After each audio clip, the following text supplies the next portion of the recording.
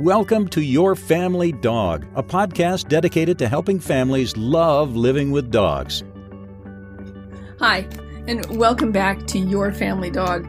I'm Julie Fudge Smith, and I'm here as always with the brilliant Tina Spring. And today we are very fortunate to have Laura Gaylord, who is a veterinarian and a board-certified veterinary nutritionalist.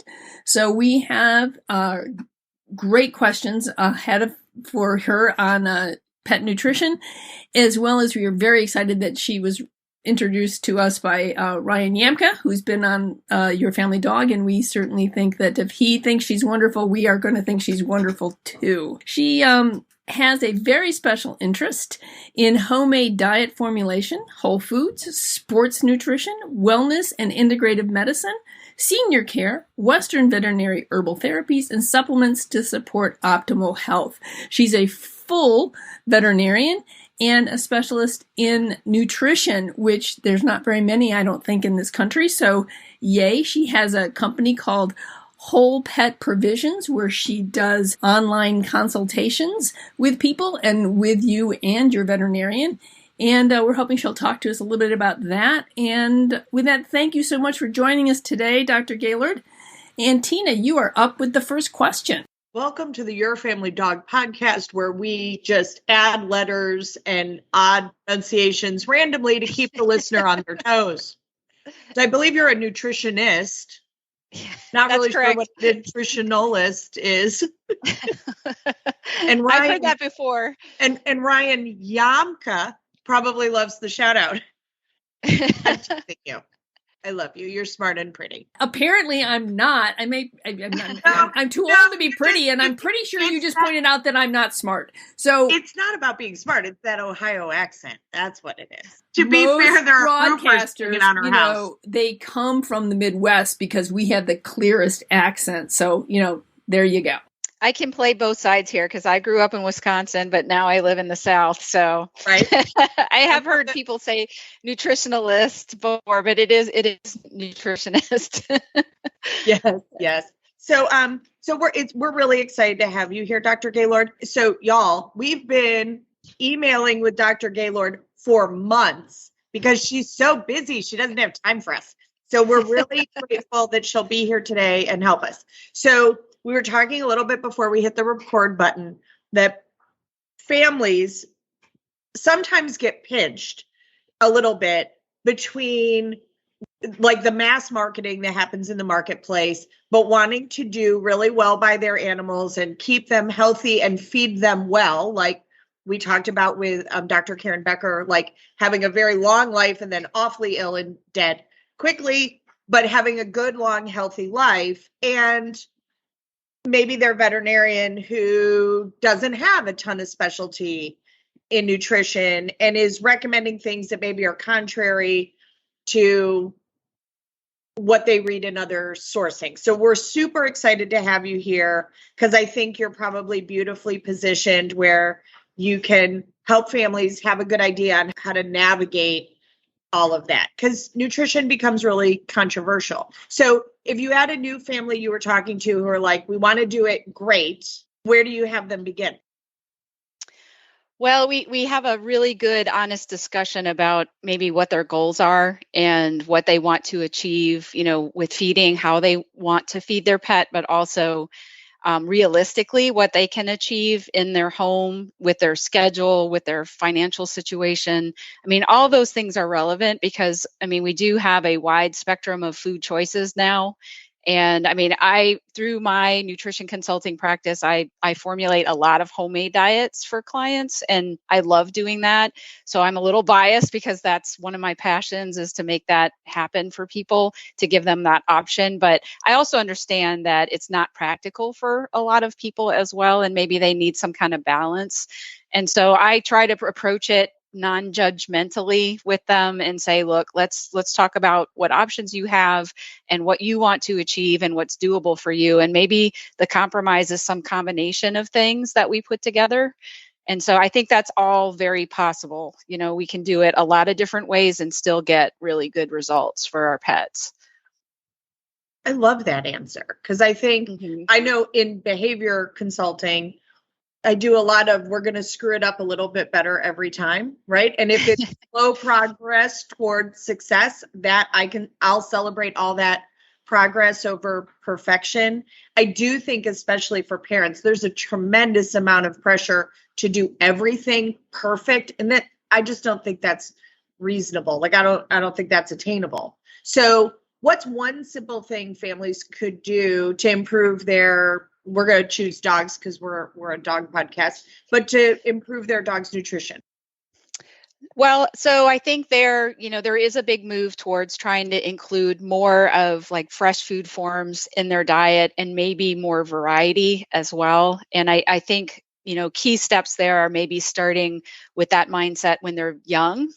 And if you've had a dog, what I tend to see sometimes is dogs will come to me when they're later in life and they've already got their laundry list of medical issues. And, then we're kind of picking diets based on what they can tolerate best, but also addresses their medical needs. But I really love getting people when they're not old and already have diseases. Maybe we start to get them when they're younger so we can set them up as best we can and maybe train them so they can tolerate a little variety and change over time. Because I definitely have some patients that need to stick with one single thing all the time or they can't keep themselves in balance. So I think we've created that problem potentially with some of them by feeding them one specific way their whole lives. So that the push is to really look at the fresh food market. I mean, it's the largest segment of pet food that's growing right now. So there's a lot of excitement about that. I think there's some pushback from the traditional companies on that's not really better. You don't have scientific evidence for that. But there are people working on that, looking at processing effects in dog foods and what are health benefits with fresh food versus commercial processed food. So lots of exciting stuff going on, and we should have more information hopefully in the next 5+ years. But we can't wait for that, right? We got to do stuff now with our pets. So, and to a certain extent, I don't think it takes a PhD to know that hot dogs 2 meals a day or cereal 2 meals a day for every day of our lives is not going to be the best route to ideal health, right? Like, I think we can easily look at the quality of ingredients going in and go, okay, well, we could just do better than the basement of quality.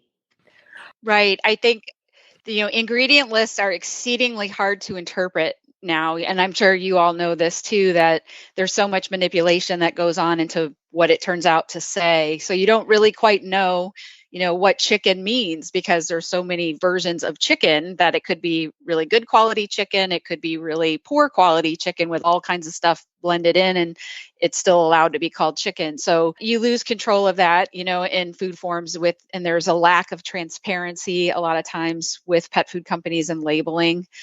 So that does happen. I can tell you the defense that I've already heard about that coming up is that processing effects, or highly using terms like more processed, doesn't apply directly to pet foods because it conjures up images in our head of corn, chips and snacks and unhealthy human foods. And that's not what pet food is supposed to be in their minds. And, commercial pet food is supposed to be complete and balanced and derives all nutrition. And these are the defenses I'm starting to hear against that movement, which is interesting because I tend to feel like all of us by default understand that fresh food, unprocessed food should be better for us. And that's what I look forward to, perhaps, is seeing that kind of work, that research get out there. One of the things that I find kind of interesting is that in so many of the other animals in our lives, such as horses or goats or cows or whatever, when we had horses, we were talking about, feeding them, getting them onto grass, food that is appropriate, fresh food that's appropriate for them. And it's like, if we know that about horses, why is it suddenly, when we turn to the longest domesticated animal who's closest to us, that suddenly giving them dry chunks of highly processed food is considered to be better than giving him something that's fresh and we know the genuine nutrition of? I think that people are beginning to sort of take that step back and go, holy cow. I think especially since if you take a look at the longevity of our dogs, back in the 40s when dogs were eating, scraps from tables, and these dogs were living a lot longer. And I think people are like, what's going on? What's the big shift? And so I think that's one reason why nutrition is sort of coming to the forefront. I think many people are starting to go, wait a minute, this doesn't make any sense to me. I mean, we really ate differently, right? We got locally sourced food that was fresher and cleaner and not necessarily from big giant conglomerates, right? We were eating better too. So being able to provide a balanced plate for a dog was probably a lot easier than it is for some families today. Yeah, very true. I mean, just the multiplication of highly processed foods that we live with is astounding, and we're suffering because of that in our diets as well. So it makes a lot of sense. I think the success of dog food has become really because of the convenience factor. And I think even for me, what I deal with is I have a lot of people who come in with good intentions, and then they realize it is work to put together your dog's food and to do it. And not everybody can achieve it. So, that's where the balance lies is, you do sacrifice the convenience of just keeping it in a closet and pouring it in a bowl and you're done. But if you want to do better, you have to think about how you're going to put that in your life and make time for it to make that happen.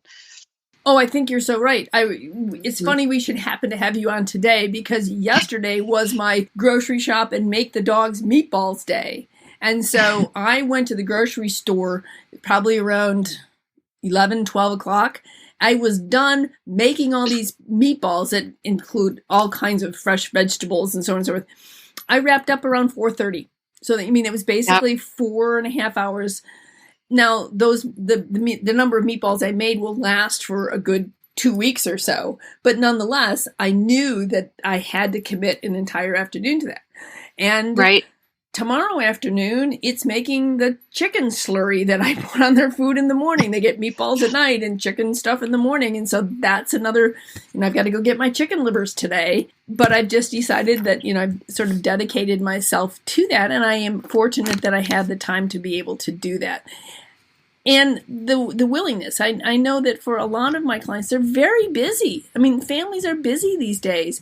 And mom or dad, but I've got to say most of the time it's going to be mom, does not have the time to make a full fresh dinner for their family, much less devote, 4 or 6 hours a week to cooking for the dogs. Right. Well, and this is why, Dr. Yamka's proliferation of fresh food diets has come across. I call him doctor because he's PhD. But he's speaking to a need that, a lot of fresh diet companies are multiplying to meet that kind of need. Cost is still an investment for those foods. We definitely see that they cost a bit more. But I think over time, I hope that we can make that more affordable for people. And I think the more that's out there, the more competitive it becomes, and all the processing and the shipping and all those kinks maybe get managed as best we can. We're also seeing air dried and freeze dried versions of foods. I'm really excited about the freeze dried versions that are coming out. So that could be another kind of it's some compromise, but it gives you some convenience and shelf stability and all that. So the real goal here should be just how can we push food science forward to make it better. I think I talk to clients about similar to like people had a high demand over these past 10 years for plant-based milks, and at first it was like rejection, everything's dairy, and then what happened was the dairy producers making milks decided, well, let's use our technology and start making plant-based milks. And what happened, like at least a third of the grocery store now has all these plant-based milk options. Well, that's what could happen too with pet food. If we use the technology we already know we have in place and make better food, should be the goal. Well, in my experiences, most families want to do better, right? They don't have the wherewithal to cook for their dog every day, especially if they have multiple animals, right? A busy family, but they don't mind cooking and freezing and adding that to a decent base that is convenient. And that if it gets busy or everybody gets the flu, they don't feel bad feeding the dog the thing that they're feeding them as a base. Right. So can we talk a little bit about is it copper? I might be pronouncing it wrong. Potentate? That's been real controversial. I know Whole Dog Journal's done a bunch of articles on it about copper in dog foods and Yep. concern about that. Okay, so yeah, the discussion is that over the past several years that we've seen a rise in copper storage hepatopathy in dogs. So we don't know if this is because we're doing more biopsies and we're finding it. We don't think that's the case, but there have been more, dogs are getting better medical care than they ever have.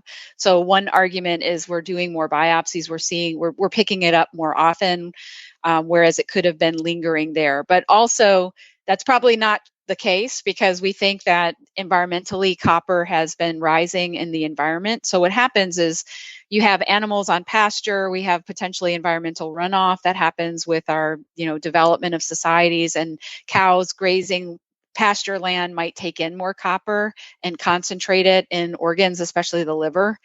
And that ends up in pet foods indirectly at some point. And so that's one source, is that our ingredients going into the pet food might have more and more copper that's getting in there.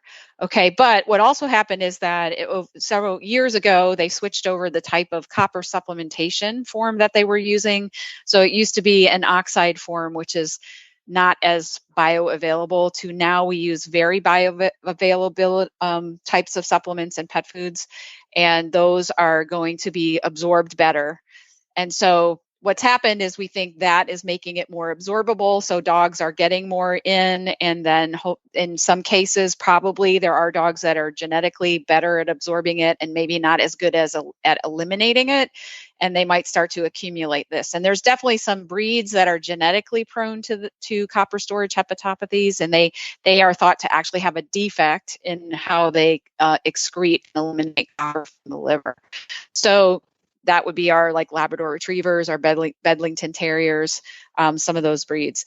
But so what's happening now is the discussion is, how do we manage that, right? We want to protect them from the food ingredients, maybe having more than we expect, and also maybe what is the best way to supplement. And so there's a minimum requirement for pet foods, a higher requirement for growth for copper, a lower requirement for adult maintenance. Some companies use the same premix for both their growth and their adult diets. So what that means is that they're going to be eating the growth level on every food that they consume, or they might be eating an all life stages diet, which is basically a growth diet because it has to meet those requirements. So if they're always consuming the high level of copper, then that's probably not ideal either. But then if our food ingredients are coming in with more copper than we expected based on formulations that were done a long time ago, and if a company's not testing their ingredients coming in, they may have more actual copper in the diet than they expect because they're not accounting for that. So testing the food after it's produced is where you would catch that. So if they do a total nutritional analysis on the diet at the, in the bag, basically to find out what's in it, they might see they have more copper than they thought they did. So that might be one way to catch it. So there is discussion about creating a safe upper limit for copper. And so, nutritionists and the pet food industry are actively sort of discussing this now. Feeding study would help too, wouldn't it, in theory, because they can see what's in the bag or in the container and what is getting excreted from the dog and know what is. While in a laboratory, it might say that it's biologically available, a dog might have a different opinion and not read the manual. So right. Being able to see what is an animal actually absorbing and excreting. Sure. I mean, that is helpful information, but keep in mind that copper storage hepatopathy is something that happens over months and years of a dog's life. And I don't think we're going to have studies that go that far. We're not going to have, it's so expensive to do a feeding trial. And then to have a study that goes out 2, 3, 4 years is just not going to happen. So I think that's where it's not the 1 or 2 year old dogs that are being diagnosed with copper storage disease. It's more the middle age and senior dogs that we start to see those liver enzymes go up. And then if they get worked up to that point, we find that out.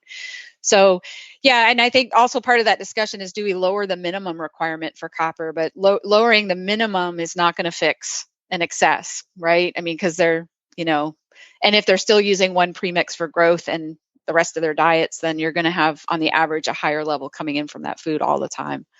So what are some of the symptoms that an owner would be looking for that might indicate to them that their dog is having problems with copper? Yeah, unfortunately, this is one of these diseases that really has no symptoms until it's way maybe too advanced. So they may have liver enzyme elevations that get picked up on screening. So these would be the dogs with that high ALT that we have no symptoms at all. Maybe that does not mean all of them have copper storage disease, but persistently high liver enzymes that don't go away or don't get better. And if they are worked up, eventually they'll have to have a liver biopsy. And that's the only way to diagnose copper storage disease is to get a biopsy. Is there a treatment for it? Usually, depending on the level, if it's high, they will put them on chelator medications that will bind and remove it. And then they are on a copper restricted diet pretty much for the rest of their life after that. So it sounds as though dog food companies are putting copper in because it's a required nutrient for dogs. Right. If you were sitting on doing a mix, for example, what I do is I use a freeze-dried food as their base, and then my dogs get all kinds of supplements to go with it, including a multiple vitamin, and they get these meatballs that I make that have all kind of vegetables and stuff like that. If you were doing a home-cooked or a supplemental kind of thing, should you be worried about copper sources in your homemade foods? Well, when we formulate with homemade diets, we still have copper in the supplement because we know copper is an essential nutrient. You have to meet the requirement. It does have functions and red blood cell function, structural tissues in the body. So copper deficiency is a concern if there's, a lack of copper. It's hard because I think, if you're feeding a lot of tissues or organ meats, those would be the ones that we think of most often as being potentially rich sources of copper. In fact, when we make diets or formulate diets, they're putting liver in for that purpose a lot of times to get those minerals in, including copper. So if you're doing that a lot, you may be feeding a lot of copper or other minerals to your pets by doing it like that. Sometimes it's hard with a lot of supplements too, because unless the supplement is fully analyzed, you may not know all the minerals in that. They're going to have their active ingredients, right? But they may not have done a full nutritional analysis for everything else that ends up in the supplement. And so you may not have awareness of those things. At what age would you recommend, for example, if you have a lab or a Bedlington Terrier who may be more prone towards this, at what age do you think they should start doing, liver tests or liver enzyme testing to see if there might be a problem? Well, I recommend annual lab work testing. I think, there probably is a zone between 2 and 5 that might be overkill, but I kind of feel like, if you want to have a good handle that your pet is normal, then it's a really nice thing, at least annually in, forever, the whole lifespan, to do your complete blood count, chemistry, urinalysis. And then maybe when they get to be over 5 or 6 or 7, start doing that thyroid test and get it checked. And that's kind of we call that your minimum database. So annual is a good marker. I think when they get into their most geriatric years, we might be doing it even more often than that. And we might be doing other screening tests on top of that. But that's probably where I would start. And again, between 1 and 5, that might be overkill because a lot of them are going to coast through and never have anything, but you might catch something, in those years that it makes you feel better. Maybe every other year if everything's normal, depending on how much you want to spend. Yes, that is part of the problem too, is that just to maintain all these things and to do all these things can get very pricey. Right.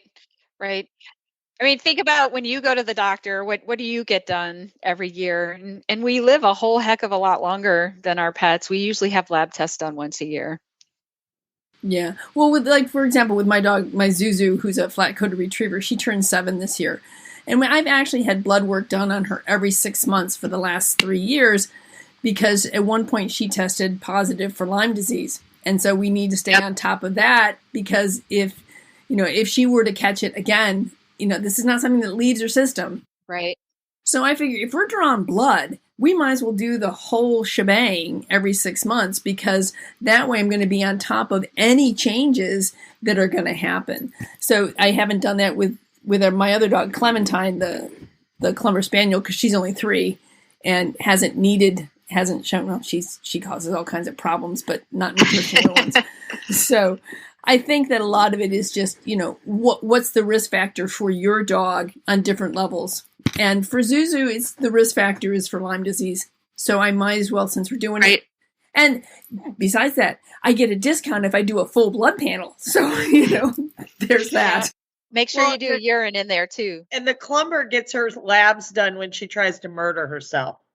And pretty much she's ending up with it like every 6 months either way. So that's the way to do it. When something happens, you feel like, probably, hey, if you're going to do the panel. Yep. Just go ahead and get enough blood and run all of it and get it checked. Take advantage of that for sure. The most recent one was the emergency surgery because the dog swallowed a Yukon potato, a small potato whole. It must have been, I don't know, the size of a large marble, I guess. Wow. It moved all the way through her intestine down to just about to enter her large intestine. And they're like, what is that thing? It didn't come up in the ultrasound. They knew something was there, but they couldn't figure out what it was. So they palpated it through her large intestine and it came out of rectum. They still didn't know what it was. I took one look at it and went, that's a potato. It's just...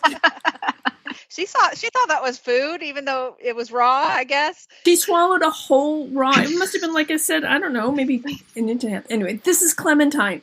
Clementine this week opened up. I have a box that kind of locks. She pulled the box off the counter, opened it up, ate all of the probiotics. The entire can of probiotics, plus all of Zuzu's joint medication. Oh, my. So, yeah, we had some diarrhea this week. Oh, wow. And on the 8th day, God created the colt.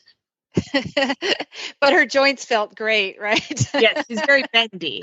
It's like when she eats the butter. Oh, yeah, she loves butter. Or jumps out the window. She did not go out the window. I figured that one out. The door had been left open. But yeah, there was one time I thought she escaped out a window.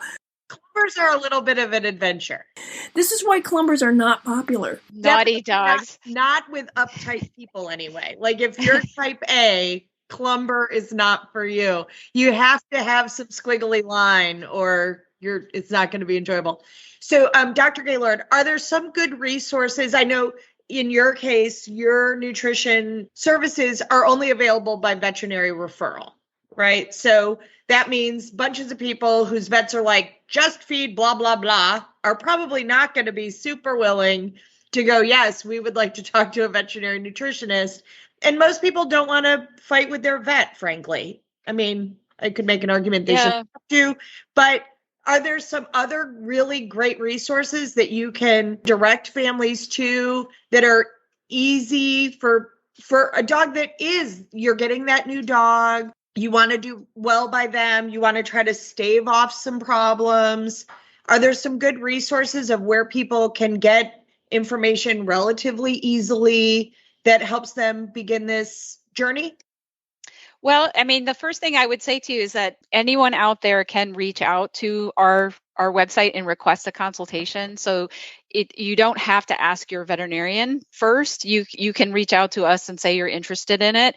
And then what happens next is we reach out to your vet and basically ask them to work with us, collaborate with us for your pet's nutrition plan. And I will tell you, it is the very extremely rare situation a veterinarian is not going to facilitate that. I think that doesn't go over very well with their clients and actually the truth is most veterinarians are so happy and relieved to delegate the nutrition talk, to us instead of having to do it themselves. They really appreciate having the support and the help on that.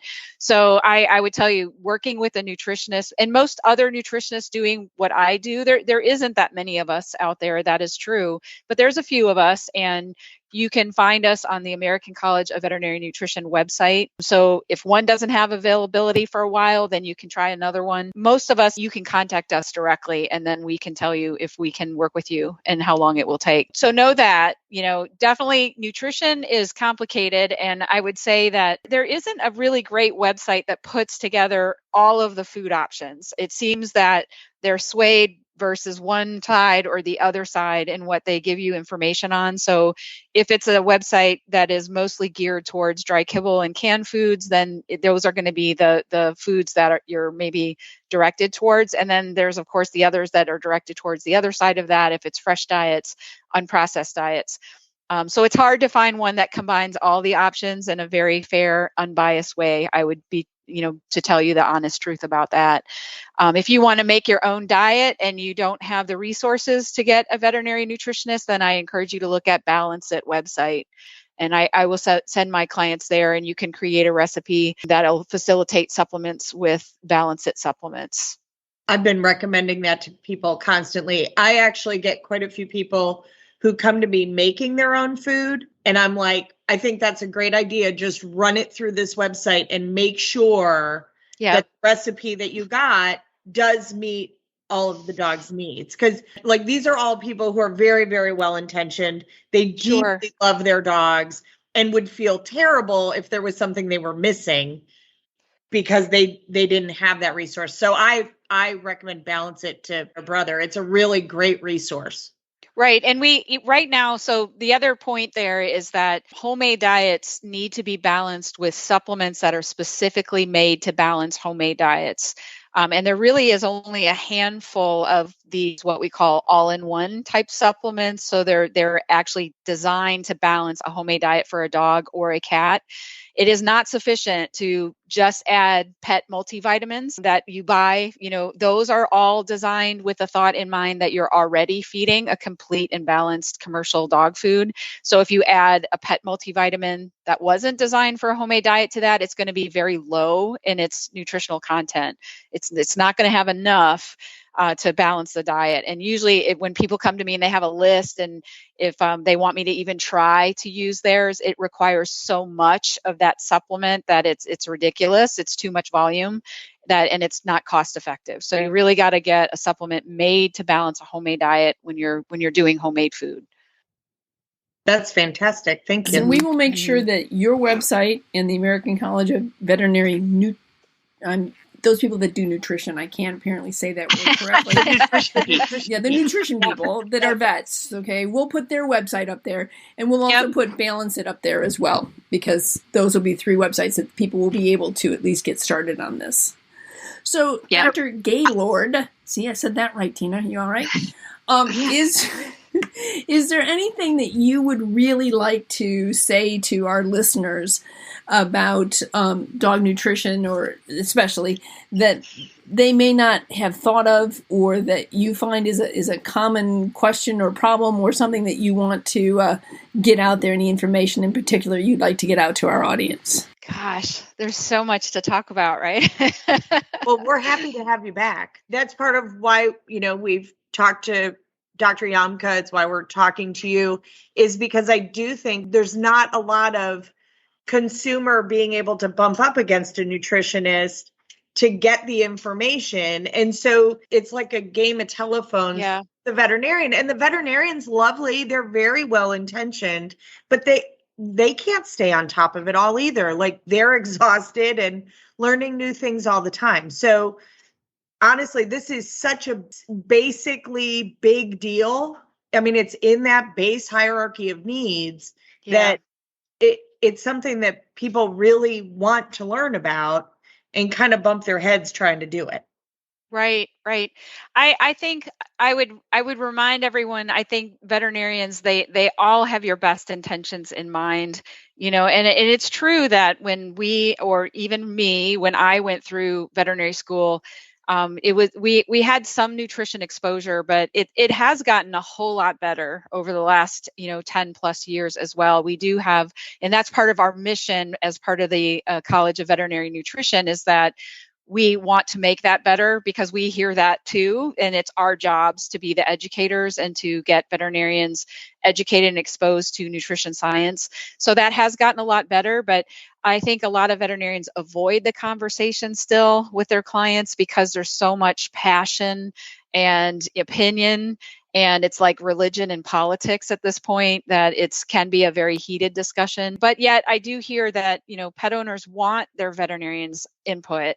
they ultimately do want their veterinarians to approve of what they're doing. So everybody needs to relax and know that we all have the best intentions in mind, and we all can work together to get there. And there's no one food form that is exactly right for all pets. So we need to be open-minded in that regard and figure out what works best for that individual. And they really are individual, because I will say, even with homemade diets don't work for every single pet that I work with. And, finding the ingredients that work best, sometimes there's a lot of trial and error involved in that too. So if you don't get it right the first time, you'll keep working on it and figure out what works best for that individual pet. We have a wide spectrum of foods to choose from, and that we can design it, individually. Right. I do have a question about now all the insect-based foods. And I'm just like, do my dogs eat the occasional grasshopper? Of course they do. But that's been a really intriguing idea. And people ask me about it all the time. And I'm like, I don't know what to think about all of that. Yeah. So, I think one of the layers in talking or thinking about pet food is sustainability. And it's a big deal, because I think the more humans on the planet, we've got to figure out how to feed ourselves. And so then that trickles down to our pets, right? How are we going to feed our pets too? When, do we compete food sources between humans and animals? So it's a debate. And I think that food source, insect proteins, comes out of that discussion about sustainable food sources. And so it turns out that, these are larvae, basically, that they're growing and they're farming, and they can be a source of amino acids and other things. So they could potentially serve as a protein source in diets. And that might be a very sustainable source of protein. I kind of feel weird about it myself. I don't know. I feel like then the other side of that is people tend to default towards a natural argument, like it's not a natural thing a dog would rely on to feed himself. Nutritionists will say we only care about nutrients, we don't care about ingredients. So you break it down into what does it actually deliver on a smaller scale, like what's the amino acids, what's the fatty acids. I think it's more complicated than that, because certainly there's all those things we don't know, right, about nutrition, even though we like to believe we know a whole heck of a lot, which we do. But yeah, it's an interesting thing. I don't advocate really or recommend the insect-based diets myself. Only I think I would go there if I had a highly allergic pet that had failed a lot of other diet options and we're running out of novel proteins for that dog. But as far as I wouldn't say it's my first choice. I tend to be very conservative too. So when something comes out, I kind of let it go out there for several years. Right. We want to see what it does. Right. And and honestly, the only way you're going to find that kind of diet is in a super processed food form. Dry kibble. I don't even know if there's a canned diet like that yet, but there probably will be. But yeah, so I just don't know. I think there's some very good ideas or intentions behind those diets. And then I think about okay, so is that soluble fiber? Is that insoluble fiber? Like insect I would assume, is a lot of fiber. Well, you're thinking of like a mature insect, but in actuality, these are sometimes the larvae form. So they don't have the chitosan, or I don't honestly know enough about all of the details about those diets, because I haven't used them. I haven't used them yet. I know there's a few companies making them, and I know they're out there. So for me, it would be an option I might look at for a highly allergic pet, but for a healthy pet, probably not my first choice. That's how I feel right now. And if something were to change my mind over time, I might reconsider that.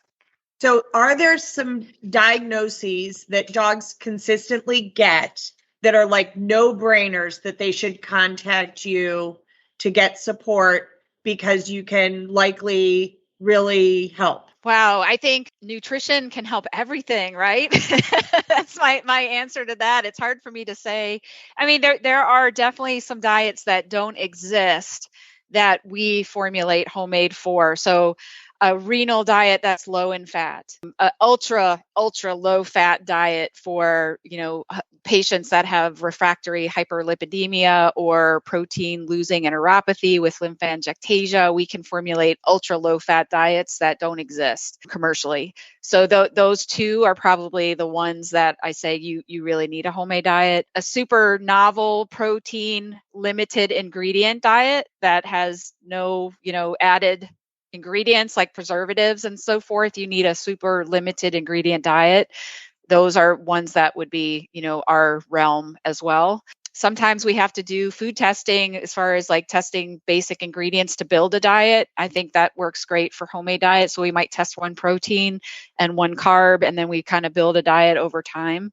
So that can be helpful for dogs with severe GI disease or if they have food allergies. There is no good test for food allergies. It's common for me to get patients that have testing that's been done.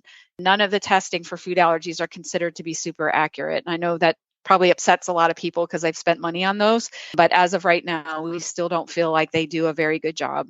I have a question for you.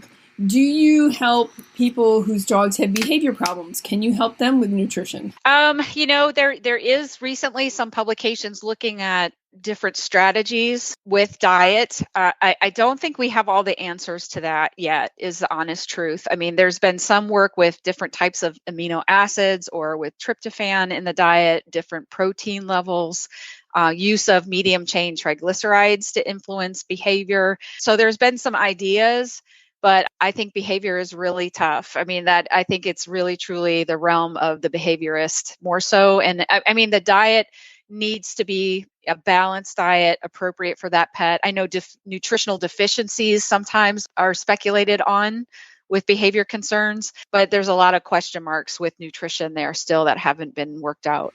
Good to know. Good to know. Yeah. So yeah. Tina, do you have any other questions for Dr. Gaylord? No, but thank you so much for coming.